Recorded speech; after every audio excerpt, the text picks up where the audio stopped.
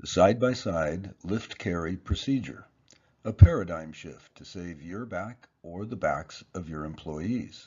Written by Michael Mioli, licensed paramedic, certified tactical paramedic, and NAMT affiliate faculty. Edited and endorsed by Kaylee Gibbs, Masters of Science in Exercise Physiology and Nutrition, certified strength and conditioning specialist, and American College of Sports Medicine certified exercise physiologist.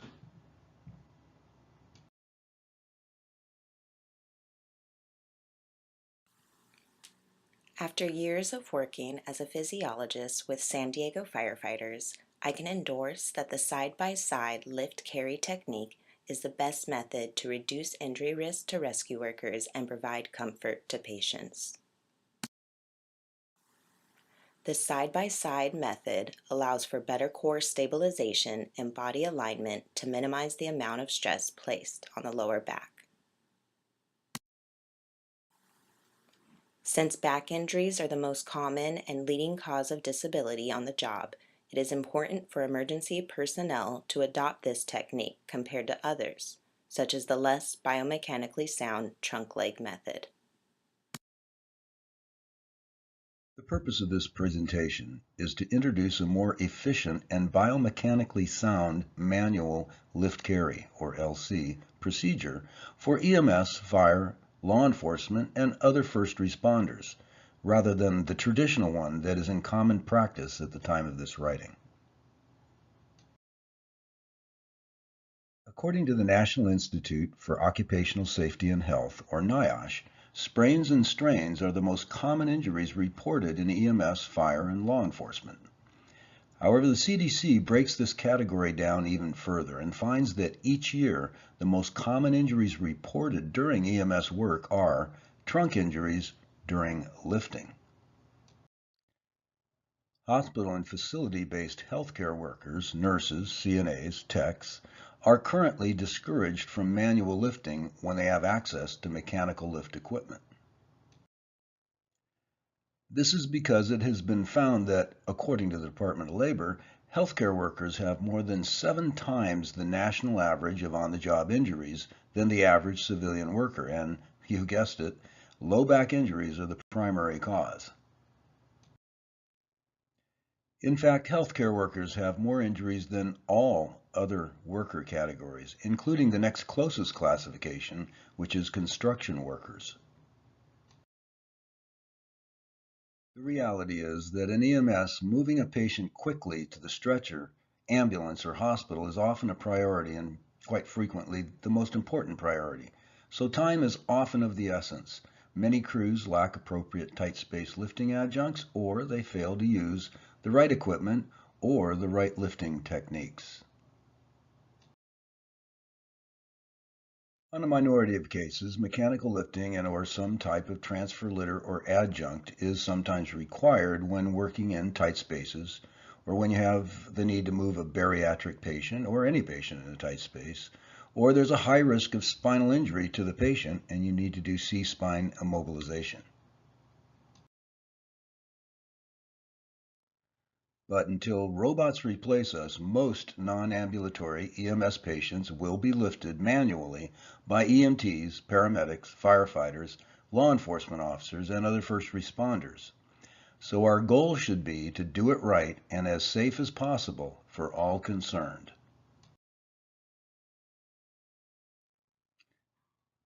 If you are an EMS, fire, law enforcement, or other type of first responder, you will find that the side-by-side lift carry is much easier on you, your partner, and your patients in most situations.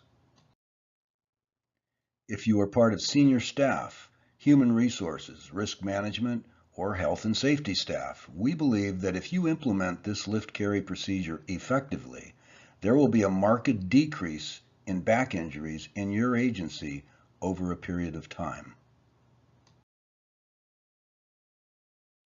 What follows is the physiology behind safe and unsafe lifting techniques.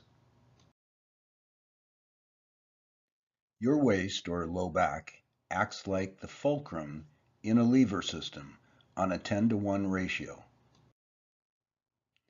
Therefore, if you add in the weight of an average 105-pound human torso, you see that lifting a 10-pound object actually puts 1,150 pounds of pressure on your low back and spinal discs.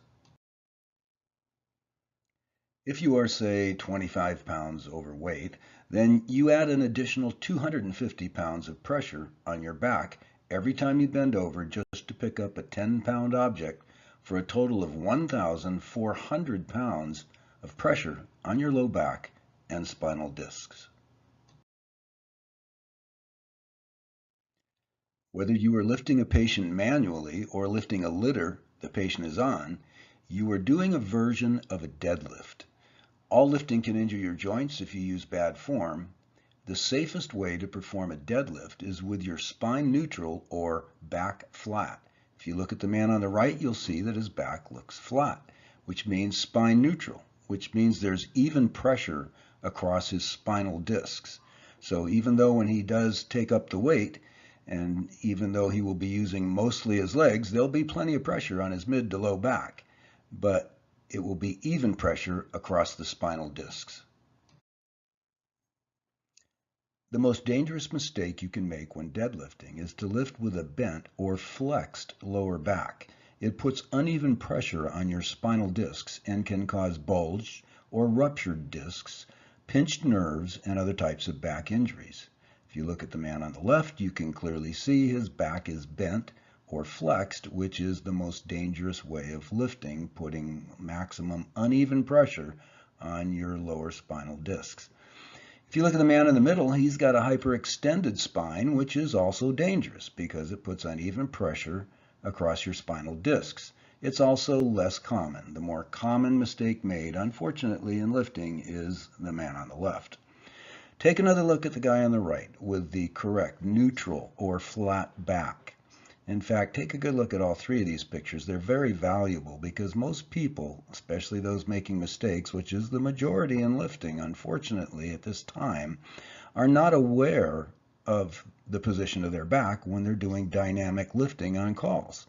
But if you are his colleague or her colleague and you are able to visualize the positions they're in when lifting, or if you're a fire captain or any other type of a leader or anybody else on scene who has taken this course, then you can give somebody that good critique if you see them lifting incorrectly to save their back. These illustrations demonstrate the stresses on the back wall of the disc when standing relaxed or neutral, as in the illustration on the left, and with improper flexion or bending forward, as with the illustration on the right. With forward bending, the back wall of the disc is stretched. And with any significant load, as in when lifting, the fibers are tensioned and can tear.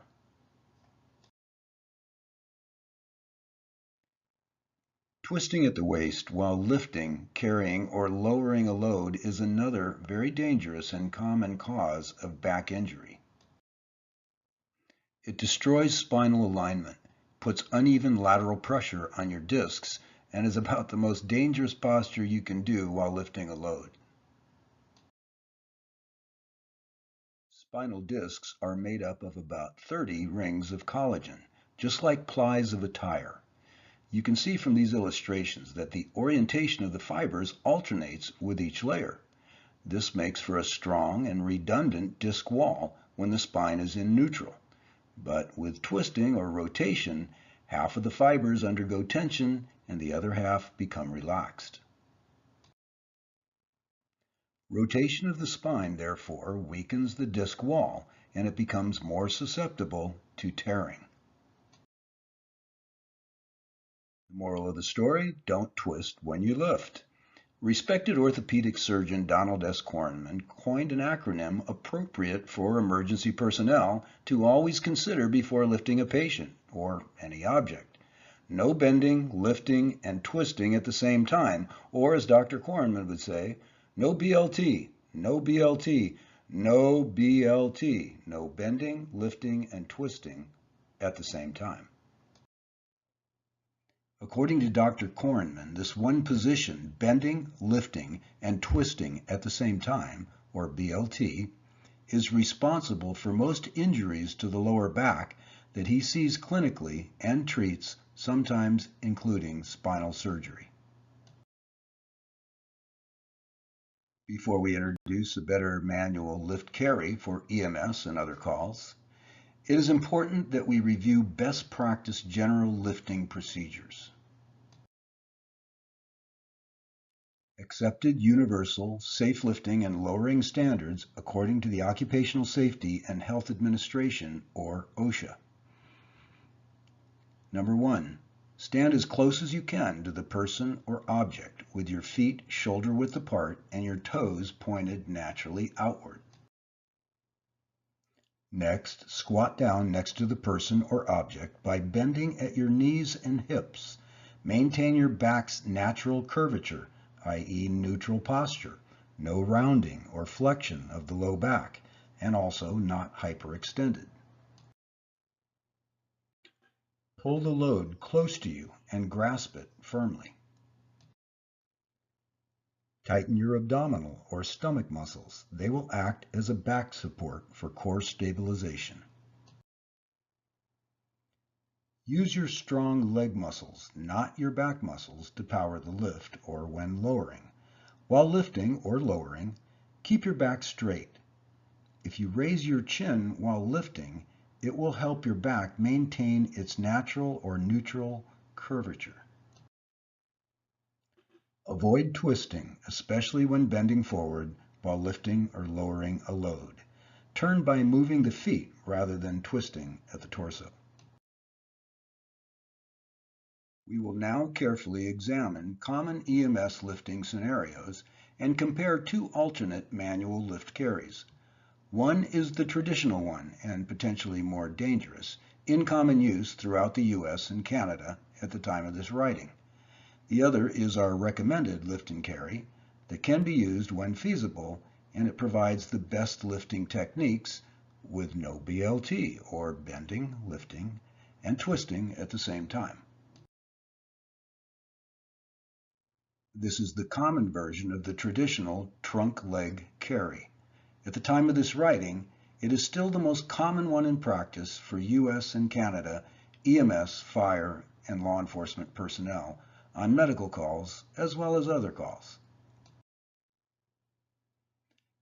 It is called by different names in certain areas, including trunk leg, fore and aft, and GS, or Georgia Street, coming out of Los Angeles. Most places don't have a name for it because it's the only two-person lift carry they know, and yet it takes more time, it's less comfortable for the patient, and much more awkward and injurious to the rescuers than the alternative. This is the most secure version of the side-by-side lift carry. It has many biomechanical advantages over the traditional trunk leg for both first responders and the patients. Among these advantages are, for one thing, the weight is shared equally by both partners, which is kind of a biggie. If you think about the trunk leg, the guy or gal on the trunk is bearing twice the weight of the person on the legs. Number 2, it can be accomplished without flexing the low back, thereby maintaining maximum core stabilization. Number 3, it can be accomplished without any twisting of the lower back, thereby maintaining spinal alignment and equal distribution of weight across the spinal discs. In multi-casualty situations and high-risk situations, you can move victims more than twice as fast, with less injuries than with a traditional trunk leg. The side-by-side lift carry was originally developed for tactical situations because you can move a victim off target more than twice as fast as the trunk leg. There are other lift carries that are even faster than this, but this one has some other advantages in tactical situations. For one, when you get to a rescue vehicle like this armored Bearcat on the left, or this drug panel van with the side doors on the right, or the back of an ambulance that doesn't have a gurney in it because the gurney's downrange somewhere picking up another victim, It is much easier to load victims quickly and with less injury to the victim or the rescuers.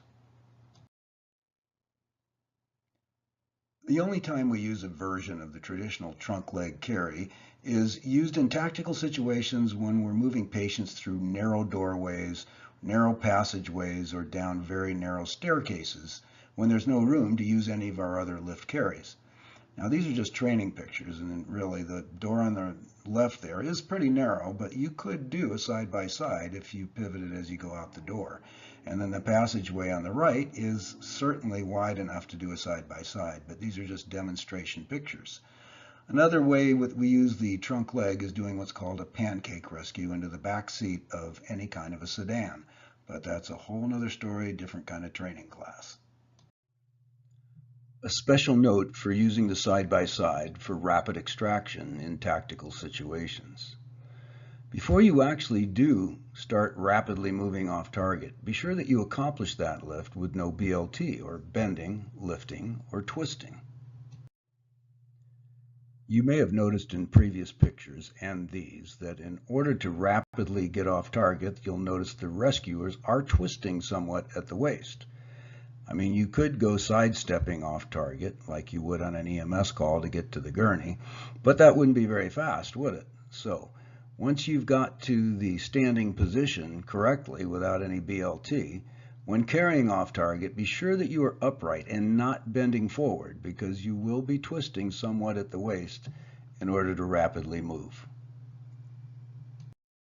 Although tactical situations, active shooter, mass casualties, and the like are increasing around the world, they're relatively infrequent if you compare them to the thousands of EMS calls that we run every single day, where we could reduce or eliminate back and other injuries if you adopt and utilize the side-by-side lift carry method. So let's do some head-to-head comparisons between the traditional trunk leg and the side-by-side lift carry. In scenario number 1, we'll start with the most frequent reason we lift patients, which is for the purpose of placing them on a gurney. With the traditional trunk leg, both partners have to lean forward, making it almost impossible to keep a neutral or flat back, causing sometimes maximum back flexion to occur, and also twisting at the waist, thereby creating hundreds of pounds of uneven pressure on the low back, or actually, as we found out, more than 1,000 pounds of pressure on the low back. But as those of us in the biz know, it also puts twice the weight on the trunk partner, which means twice the weighted shearing on the low back. With the side-by-side, both partners share the weight equally. You simply squat with your legs, keeping your back straight, and gently lower or lift your patient to or from the gurney. And there's no twisting at the waist. So you see them lowering a person down to a gurney. Where did the gurney come from? Well, if you're by yourselves, and there's only 2 of you, you could sidestep and straddle the gurney, but there's usually somebody else on scene or an entire fire crew. You just lift them up, slide the gurney in, set them down with much more core stabilization and spinal alignment than the traditional trunk leg carry and lift. And the side-by-side is more comfortable and secure for the patient. Some people, especially women, do not like a stranger grabbing around their chest from behind, as is required from the trunk leg. As you can see, none of that is happening with a side-by-side. Comparison scenario number 2, placing a patient into or taking a person out of a wheelchair, or any chair for that matter. With a traditional trunk leg lift and carry, there's potentially much more spinal flexion, putting more weight on the low back and legs for both partners. And of course, as we know, the trunk partner bears twice the weight. But it's even a little more difficult than that in a wheelchair, because the back of the wheelchair is an obstacle for the person on the trunk. It's very difficult not to pin the back of the wheelchair between the patient and the rescuer, pulling them up in the awkward maneuver of getting them out of the deep wheelchair. With the Side by side, there's potentially no spinal flexion, making it easier to use your legs rather than your back, lifting them from each side of the wheelchair. And as we know, both partners share the weight equally. And obviously, the back of the wheelchair is not an obstacle when you're doing a side by side. Much easier to lift and lower with no obstacles. Comparison scenario number 3, lifting a person on or off a sofa or a bed. Using the traditional trunk leg, you can see that it does require the person on the legs to do maximum bending, which you can see this gentleman is trying to do a pretty good job keeping his back straight, but it's pretty darn difficult when you're getting him on and off a sofa or a bed. But as usual, the trunk partner has most of the awkward lifting. It's not just a matter that he or she will end up taking up twice the weight of the person on the legs. It's that awkward maneuver of having to drop your foot to the ground just about the time that you take up all of that weight. So let's see how it works with the side by side. Now that you've gotten a pretty good idea what the side by side looks like visually, let's take it step by step. So number 1, you talk to the patient like anything else and tell them what you're going to do. Then you place your forearm, palms up, under the patient's armpit. Actually bury your forearm up into their armpit on each respective side. Next, you lock the patient's wrists. Most people prefer to do an underhand lock, and that is the most secure. We have noticed that a minority of people sometimes like to overhand lock, which is acceptable, but either way, make sure you get a good firm grasp of their wrists. Next, you square off with your partner, facing them directly, and place your other hand under the patient's knee. Do not grab their clothes and attempt to lift by grabbing their clothes. Get a good firm monkey grip underneath the patient's knee on your respective side. Communicate with your partner and come to a standing position using your legs, not your back. Now all of this would be for the typical patient that has all 4 extremities, and one of them is not fractured. It's not an amputee, no chronic pain and injuries in any of the appendages. For all the rest, we go over variations to the side by side during our 30 to 60-minute classes. Comparison scenario number 4. Your patient is unconscious, unresponsive, with completely flaccid muscle tone. Or perhaps they were conscious or semi-conscious when you first lifted them, but somewhere between there and the gurney or down a hallway or wherever, the patient goes completely unconscious and rag arms. If you're doing the traditional trunk leg, well then the trunk partner often has a difficult time preventing the patient from slipping all the way to the deck. And even if the trunk person can complete the lift carry, the patient will be chicken wings, potentially injuring their elbows or shoulders, and as important, if not more important, the lower back of both partners. With the more secure side-by-side method, if the patient goes rag arms, all the partners need to do is continue to hold their wrists and plant the patient's elbows into your chest and lean into your partner, and that victim is not going anywhere. This way the patient remains secure and the partners are able to keep their back straight and properly aligned for good spinal stabilization. There are some alternate versions of the side-by-side that may be somewhat more comfortable for the patients that are alert-oriented and cooperative. For example, the partners can interlock their arms under the patient's knees and it may be slightly more comfortable for the patient. Note, however, that if you start out in this position from the floor, chair, or a bed, it requires more back flexion. In addition, the partners are slightly off-center, a little bit twisted, putting more pressure on one side of their low back than the other. Another variation could be to allow the victim to put their arms over your shoulders and then you interlock your arms with your partner behind the victim's back. This sometimes does give the victim or patient a little bit better feeling of control.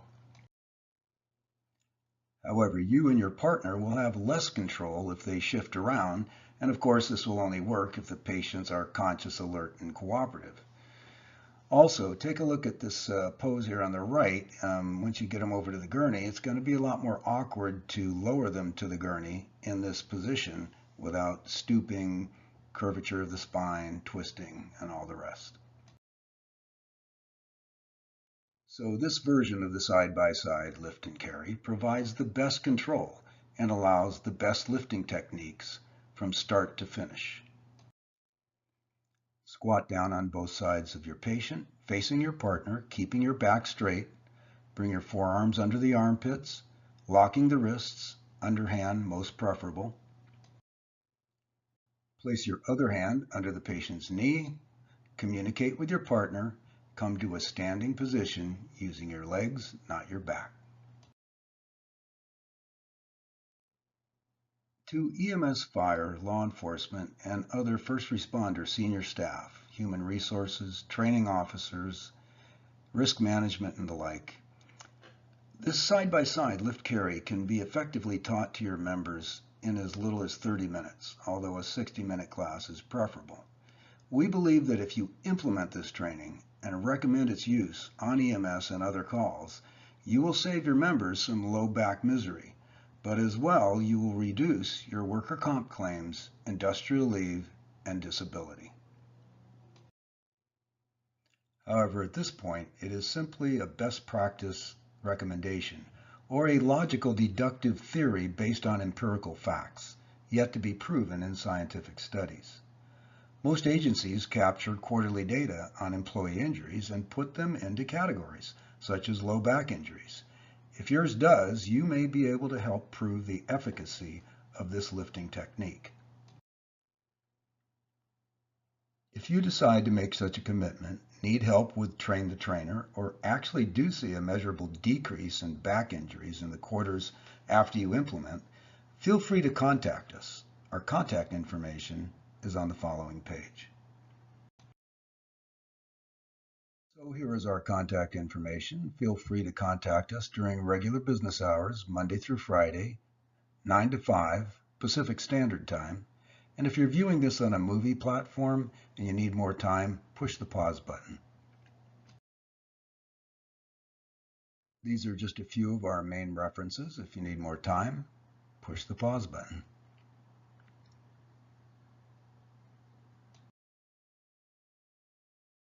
Thank you for your time, your dedicated service to others. Many blessings, and please stay safe.